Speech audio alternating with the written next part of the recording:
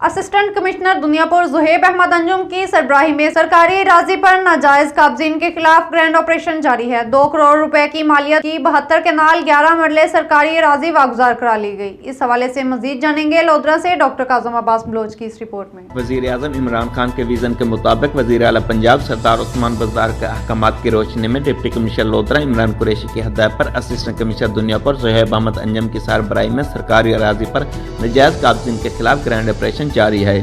Assistant commissioner Dunyapur Zohaib Ahmed Anjum نے نائب تحصیلدار الطاف حسین، نائب تحصیلدار Nadeem Sial, D S P circle Dunyapur Aslam Khan و دیگر افسران اور پولیس کی بھاری نفری کے ہمراہ چک نمبر 12M، چک نمبر 14M اور چک نمبر 348 WB میں سرکاری اراضی پر ناجائز قابضین کے خلاف گرینڈ آپریشن کرتے ہوئے 2 کروڑ روپے مالیت کی 72 کنال 11 مرلے سرکاری اراضی واگزار کرا لی۔ اسسٹنٹ کمشنر زہیب احمد انجم کا اس موقع پر کہنا تھا کہ سرکاری اراضی پر ناجائز قابضین کے خلاف کریک ڈاؤن جاری رہے گا۔ سرکاری اراضی پر قابض ناجائز قابضین کے خلاف روزانہ کی بنیاد پر کارروائیاں کی جا رہی ہیں۔ کسی کو بھی سرکاری اراضی پر قبضہ کرنے کی ہرگز اجازت نہیں دی جائے گی۔ قبضہ مافیا سے سرکاری اراضی کا 1-1 انچ واگزار کرائیں گے۔